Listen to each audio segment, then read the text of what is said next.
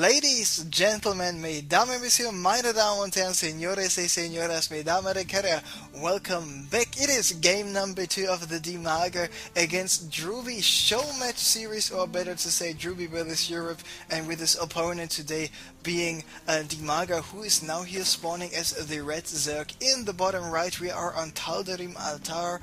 On the top left, top right, we have ROOTDrewbie with his European account, the Wok. And apparently there was some miscommunication because he thought he was playing on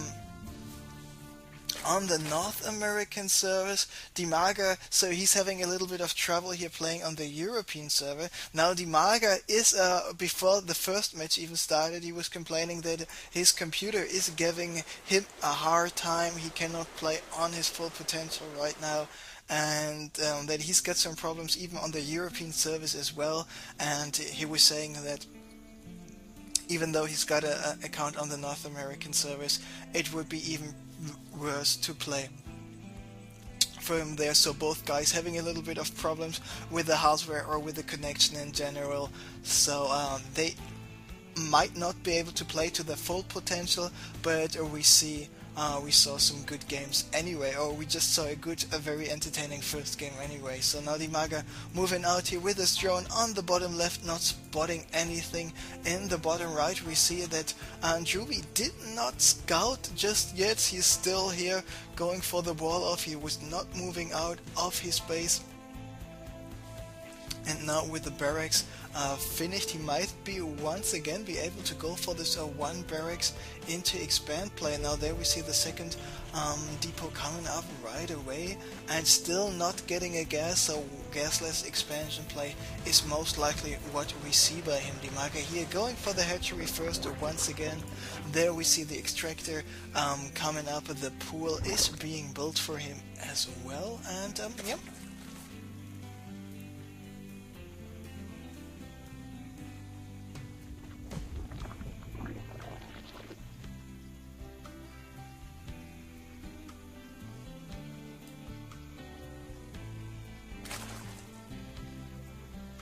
Let's just see where this is going on from here on now. It looks like ROOTDrewbie moving out with a couple of Marines.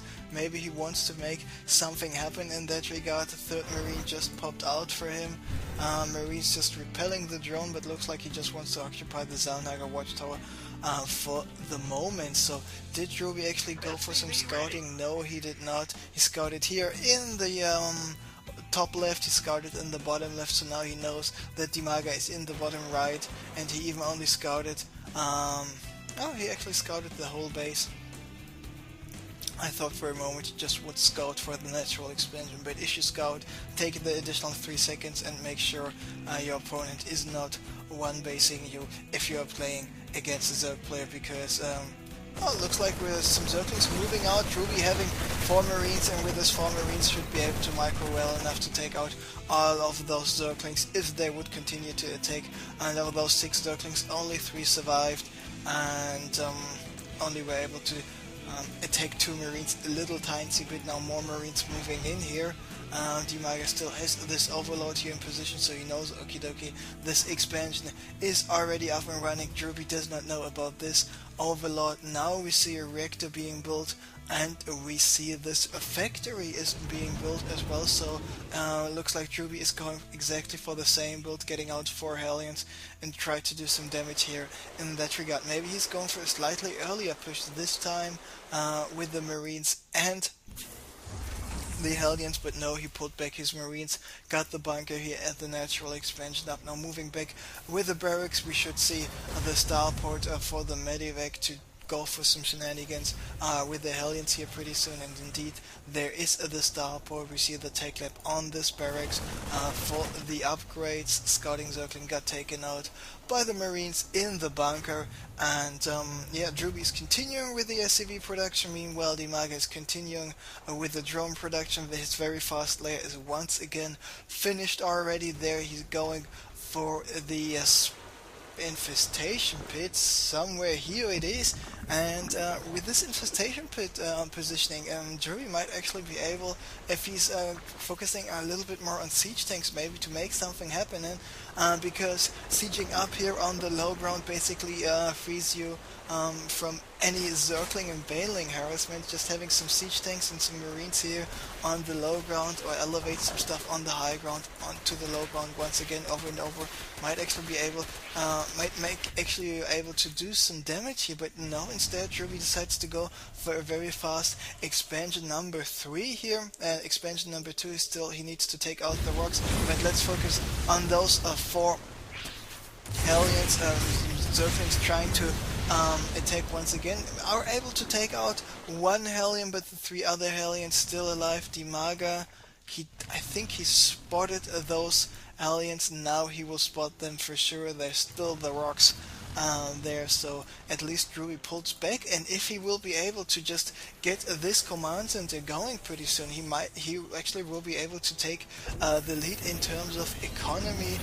And this is also already a very good thing to have. Now we see Dimaga here going for the infestation pits upgrade, the pathogen glands upgrade, so all the infestors will be spawning with the certified fungal ready logo on the back of their necks. Forget about HD ready for televisions. Fungal ready is all you need. So, Hellions taking out those last remaining Zerglings here, trying to go for some scouting, for some sneaking at the front. And what else is he doing? So now, yes, he's going once again for this heavy barracks play. He will be having 6 barracks, and 1, 2, 3 will be on a reactor, 3 will be on a tech lab. There we see another barracks coming up, so we will be on 7 barracks, and this orbital is already finished. And he's not just yet moving out to take the rocks. Maybe he's afraid of moving out to get rid of the rocks just yet, using his Hellions to go for some scouting to see if there are any hidden Hellions, hidden Zerglings, so his Marines safely can take out the rocks, which is of course a smart thing to do. Maybe get 1 Marine or a Hellion here at the Xel'Naga Watchtower would be a smart choice for him as well. Now Dimaga is going for the hatchery, immediately going for the extractors, so he wants to have the extractors up and running as soon as possible. He wants this gas, and of course if he's going this infestor and tech heavy with all the upgrades, with all the hive takes and just the sheer amount of infestors, he just needs all the gas he can get as fast as humanly possible. Now DrewbieE is stimming to take out those rocks faster. There we see the orbital command is slowly hovering over here with a 0.94 movement speed, and I think flying buildings have the same movement speed than the Queen of Creep. Let me just check. Exactly.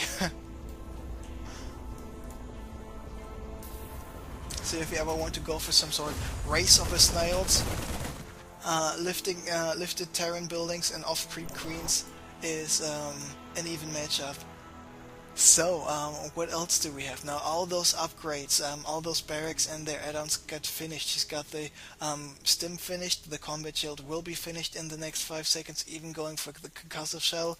And there we see the armory, the +1/+1, finished for him already. As soon as the armory is finished, he can go for the +2/+2. So once again, he is slightly faster in terms of upgrades. He's not behind in terms of macro. There we see missile turrets, we see a bunker by him.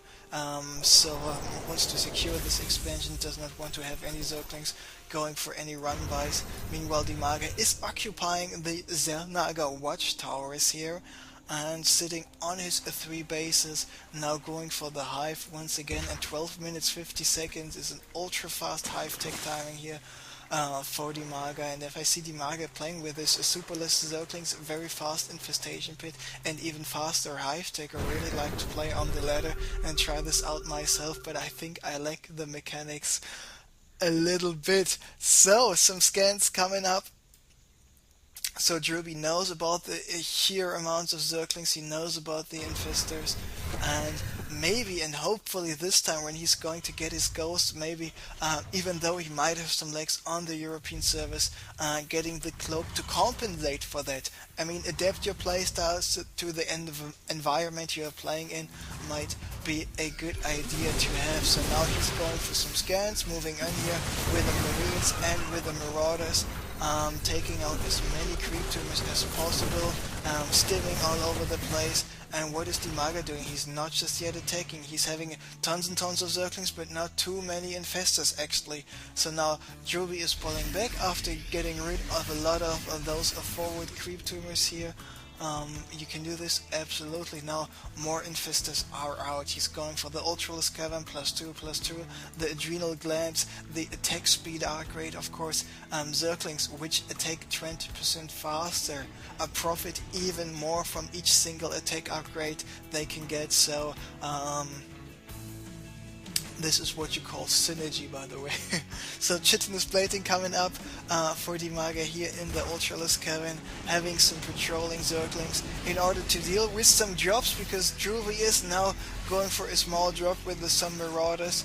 And he should go for the attack pretty soon, but at the same time, in the middle of the map, we have another big engagement going on, and looks like now we have enough Medivacs to go for some good amount of healing, and all the Zerglings are dead. The Marauder still not attacking, and looks like Dimaga has to pull back with his Infestors because of the sheer amount of units, just get rid of all these units, and because of the fact that the Marauders have a quite good amount of armor and have very good HP, they did do some good damage. They can tank the Zerglings quite a lot. And what is DrewBie doing right now? Is he going for some additional scans? Might he going for a snipe on the second expansion, on the third base of Dimaga? But now the Ultras are out, 6 Ultras. Once again DrewBie has to pull back, he has to go for some awesome kiting or just lift up all of his units. He's able to lift up 2.5 Medivacs. And now he has to fly away because the Infestor's moving in, but he was flying on the creep highway, of course, allowing those Infestors to go for some fungal over and over again. And this Medivac taking more and more damage. The Infestor turns will take out the last Medivac as well. And DrewBie not paying attention for a second because there was a short period of time where his Medivacs were not fungaled anymore. Looks like he's preparing to go for another drop right now. He's getting another expansion. The Zergling is coming in, but not just in time. The command center launched before the Zergling was able to go for the block here for this command center, soon to be Planetary Fortress. No, it will be an orbital command. The mule's already getting dropped. DrewBie picking up one single Zergling with actually nearly his complete army, and there we see he's just transferring more and more SCVs over there, by the way. Transferring 16, 18 SCVs, quite a good thing to have. There he's having more Marines, he's having more Marauders, going for the +3/+3, adding more Marines, more Marauders, more Medivacs, and Dimaga is about to attack pretty soon. DrewBie knows about this, and the amount of Ultralisks is pretty high. We have the +3 halfway done, actually 1/3 done only, but 10 Ultras on the field, in addition to how many Infestors? 5 Infestors currently. And let's just see where this is going. All the units are stimmed right now.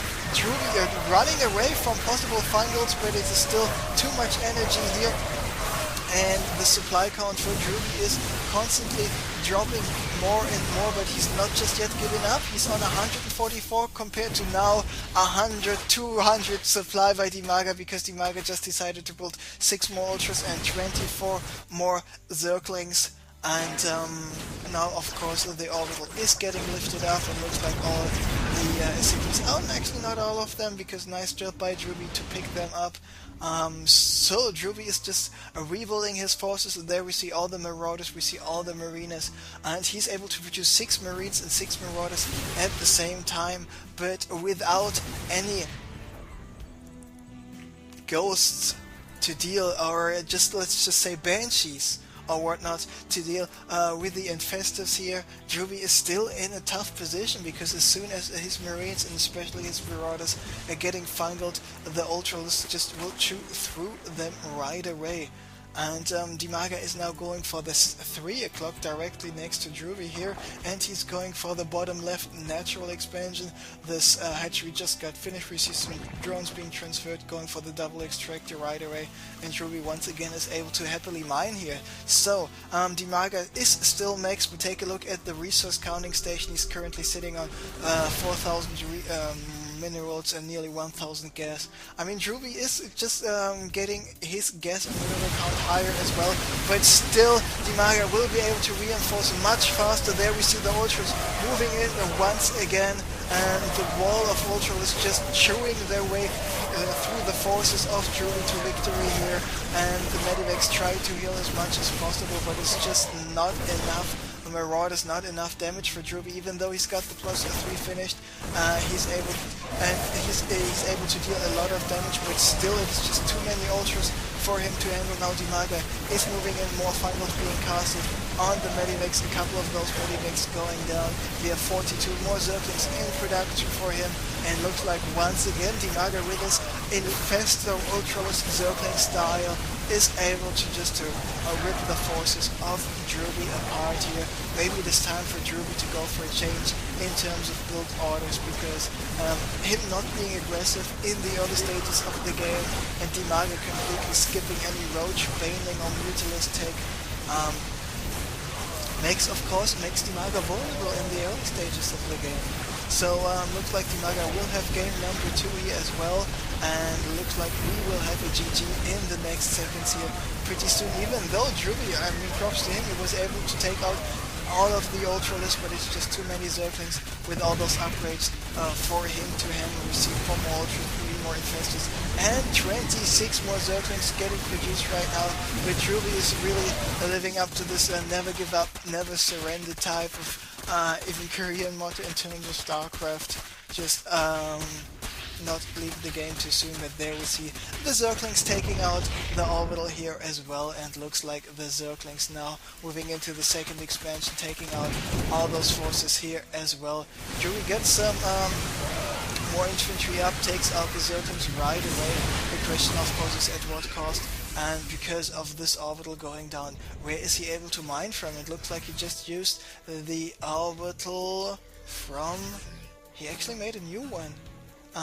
So looks like he just can use this new Orbital here and land it, not just yet on the 12 o'clock, maybe should go for the top left expansion. There we see, by the way, more drones being transferred over here to this location. DrewBie did go for a small drop, killed 4 drones here in that regard. But when we take a look, I'll just hold that thought, because yeah, some more fungal growth being casted, but you see even some more infantry in the back, and the Marines and Marauders getting healed quite a lot by the Medivacs and DrewBie. I mean, he is getting rid of more of those forces. Of course, the Ultras do a brilliant job at just dealing more and more damage. Now all those forces are gone. DrewBie is down to a 70 supply.